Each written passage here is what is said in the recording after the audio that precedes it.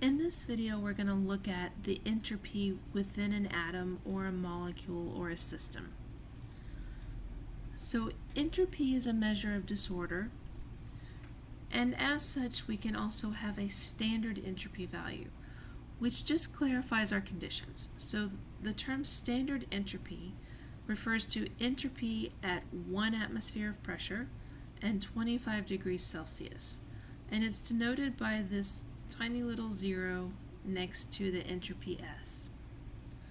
Alright, so we can look up values of entropy or standard entropy. So this table, for example, would be a table of standard entropy values because it's at the correct temperature and pressure, and it shows the little zero. So this gives us numerical values for molecules at certain phases. So we can see that our amount of entropy is going to change based on the phase of a particular molecule. So the first thing we want to notice is that entropy increases when we have increased disorder of a phase. So moving from solid to liquid, moving from liquid to gas, we can see huge changes in entropy.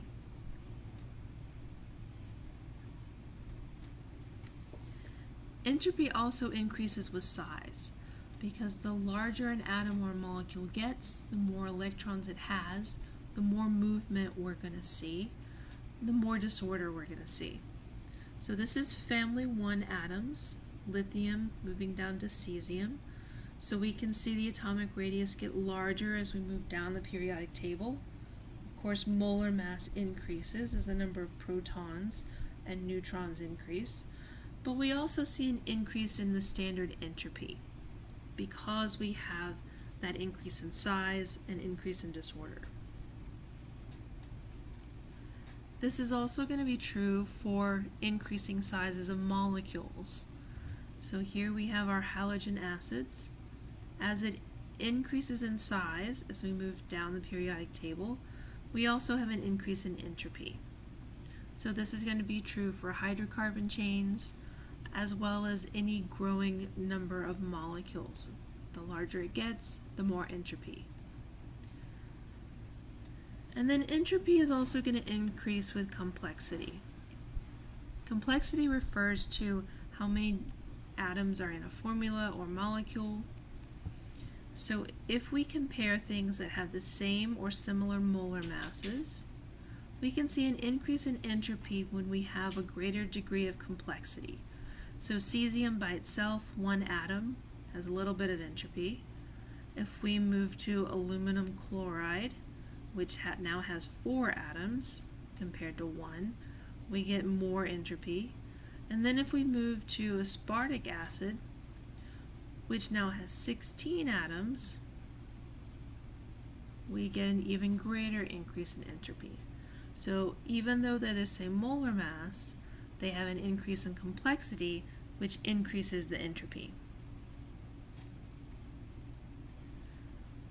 Alright, so the larger our molecules get, the more complex our molecules get, the larger molar mass, atomic size, hydrocarbon chain length, the more entropy we're going to have. One caveat to this rule is that these trends rely on all of the things that we are comparing being the same phase. They're all gases, they're all solids, they're all liquids. As soon as we start looking at phase change, that becomes more important. Gas molecules have more entropy than liquid, liquid has more entropy than solid, even if our mass is very different. Alright, so let's look at ranking this based on this idea. Oxygen gas, H2O gas, or CO2 gas. Since they're all gases, we're going to rely on molar mass to show an increase. So water is actually the smallest, then O2 gas, then CO2. So in terms of molar mass, that would show an increase in entropy. If we compare a solid sodium to chlorine gas to a solid sodium chloride, Our solids are going to have less entropy than our gas. So chlorine by far is going to have the most entropy here. Our solids are going to increase based on size. So sodium atom would be the first one, then sodium chloride, then chlorine gas. N2O5, N2O4, N2O, we can see they're all gases. They're going to increase in size, moving from N2O toward N2O5. So the increase in size is going to also reflect an increase in entropy. So the larger the molecule gets, the more entropy we're going to have.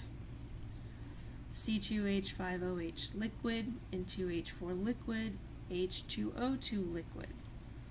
So they're all liquids. We're going to go with molar mass.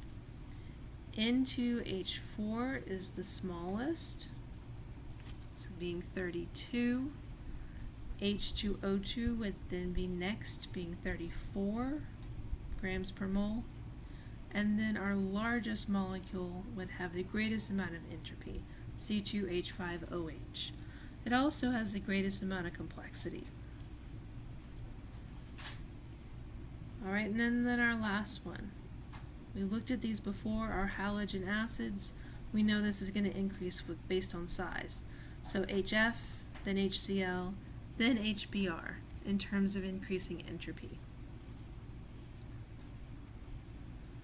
So let's look at situations.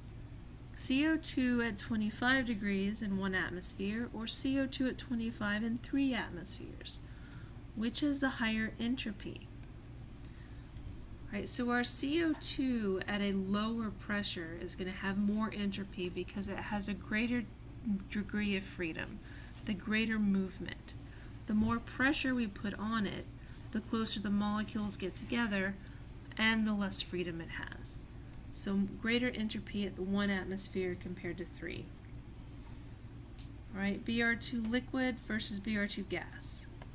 Same temperature and pressure, we're looking at the phase. Gas always has more entropy than the liquid.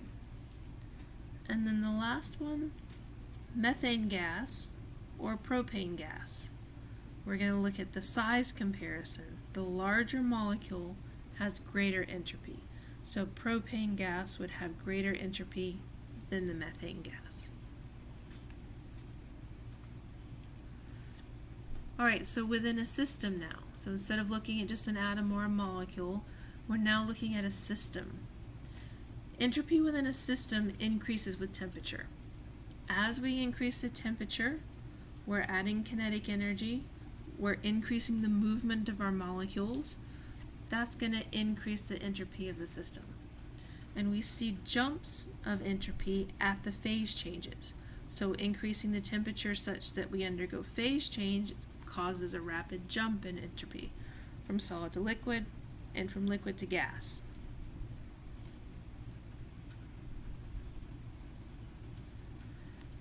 Entropy also increases when we dissolve a solid into a liquid or mix 2 liquids together.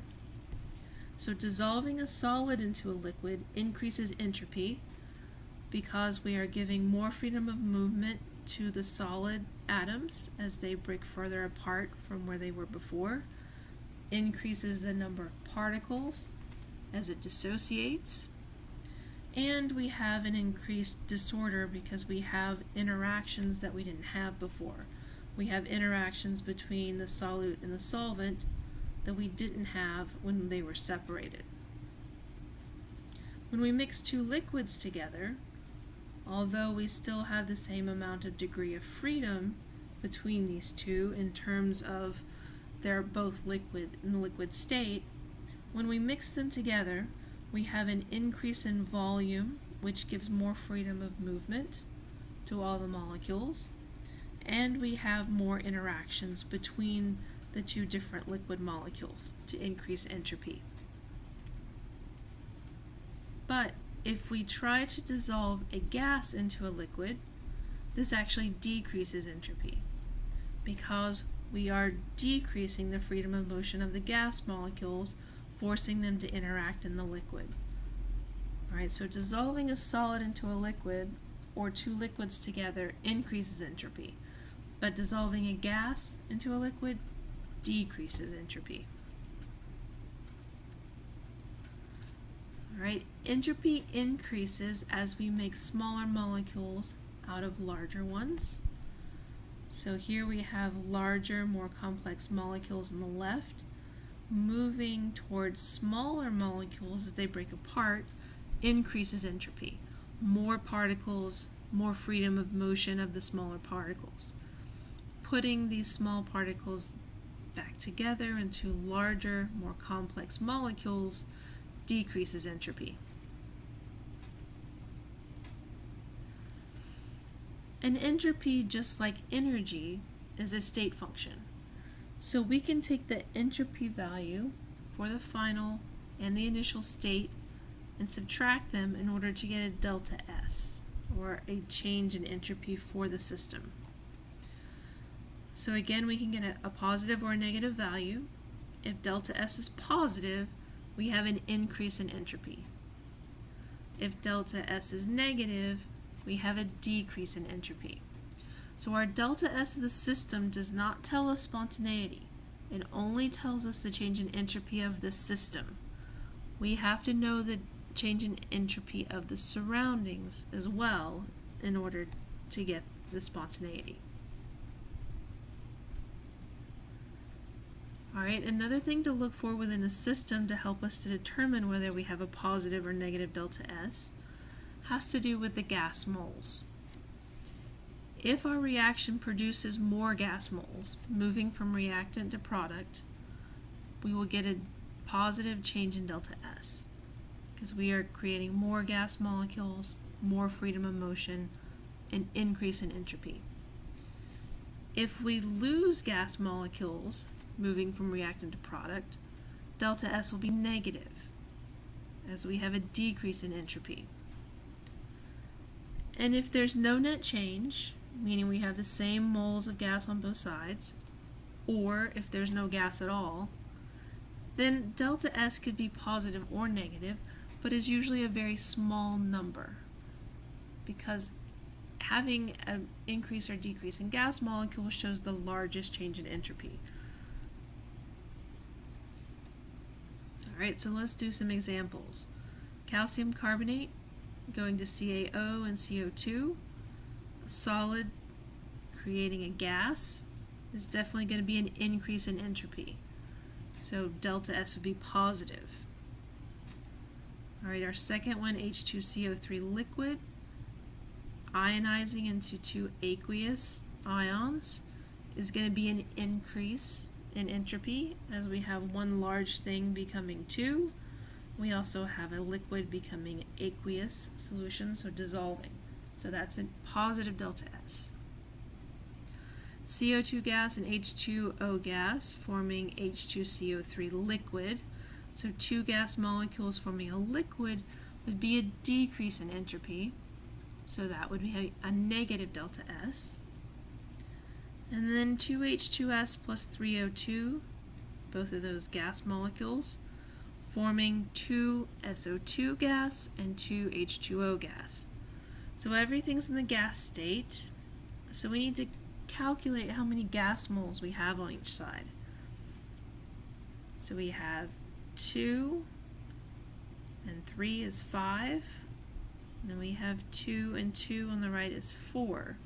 So we have 5 gas molecules becoming 4. That's a decrease in entropy as we decrease the number of gas molecules. So delta S would be negative. We can also calculate entropy if we have values. So we can look up the entropy values, standard entropy values on a table, and do our calculation. So this calculation will be worked out in the next video, but we would just need to plug in our values for each of our components, and we take products minus reactants, making sure we use coefficients as multipliers.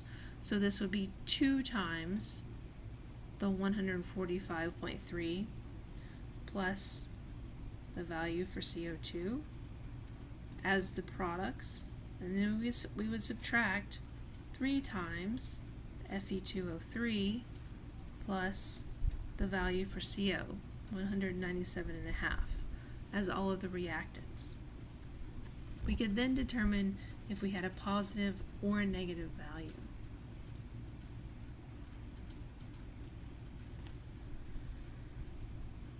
So we need to also look at how the surroundings affects our entropy. So for an isolated system, entropy of the system has to be positive. It doesn't have a choice. But for non-isolated systems, we can have a positive or negative change in entropy of our system because it also depends on the entropy of the surroundings. So we have that second factor we have to look at.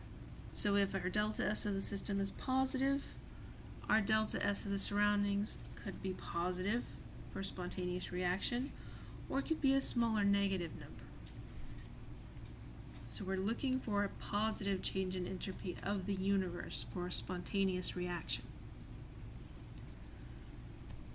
Alright, so we need to know how we can determine this delta S of the surroundings. We know how to find delta S of the system. We can predict it based on what the system is. But how do we predict delta S of the surroundings? Let's look at what the point of the surroundings is. The surroundings are to provide heat or to receive heat from a system. So we have to look at endothermic and exothermic systems. So let's look at exothermic first. If my system is exothermic, heat is being released from the system. That heat goes into the surroundings and it warms up the surroundings. So think about an exothermic reaction heating up the beaker so you can feel the temperature change. So heat is going to the surroundings. So if heat is going to the surroundings, our Q for the system is going to be negative as heat is lost. But our Q for the surroundings is positive because the surroundings gains heat. When we increase the temperature of something, entropy goes up. So our delta S for the surroundings becomes positive because we're heating up the surroundings, increasing the entropy. So an exothermic reaction causes a positive delta S for the surroundings. Endothermic would be the opposite. So in endothermic change, our Q for the system is positive as heat from the surroundings goes into the system. Therefore, our Q for the surroundings is negative because our surroundings lost heat. And since our surroundings are now colder, we have a decrease in entropy. So in this case, for an endothermic reaction, our entropy change for the surroundings is negative. We're decreasing the entropy of the surroundings because we cooled it off. Alright, so then delta S of the surroundings really has to do with the heat transfer. Is heat going into the surroundings or is heat coming out of the surroundings? So when we define delta S of the surroundings, it's the inverse, so negative, relationship to the Q of the system. Heat going into the system means heat's going out of the surroundings, and vice versa. So the negative here for the inverse relationship of our Q of our system, divided by the temperature at which this happens. So the temperature is going to be important because we've discussed earlier that the heat transfer goes from the hotter object to the colder. So the temperature plays a big role in which direction our heat is going to transfer. Now at constant pressure, Q is equal to H. So we can substitute in negative delta H of the system divided by temperature. So our delta S of the surroundings is our negative delta H of the system divided by temperature. When we substitute this back in for delta S of the surroundings, we get delta S of the system minus delta H of the system over T must be greater than 0, or must be positive for a spontaneous reaction. So here's an example of this. We can calculate delta S of the system by using table values. So this last column here is our delta S. We can plug in 2 times our product minus 2 times our reactant CH3COH plus our value for O2, and doing our math we get a negative delta S of the system. So for this particular reaction we get a decrease in entropy, and we could have figured this out as 3 gas molecules become a liquid. So our delta S of the system is negative, entropy is decreasing for the system, but this could still be a spontaneous reaction if we look at what happens to the surroundings. Alright, so we know our system value. What's happening to the surroundings? So let's calculate delta H, so we can fill that in. Using that other column on our table, we fill in our values, and we get a negative value for our delta H. So this means our reaction is exothermic. Putting this into our equation, delta S of our system, converted to kilojoules, so it would match units, minus our delta H that we just calculated, divided by the temperature of the reaction, equals our delta S of the universe. Since our delta S of the universe is positive, this would be a spontaneous reaction. Alright, we're going to do more calculations with entropy and free energy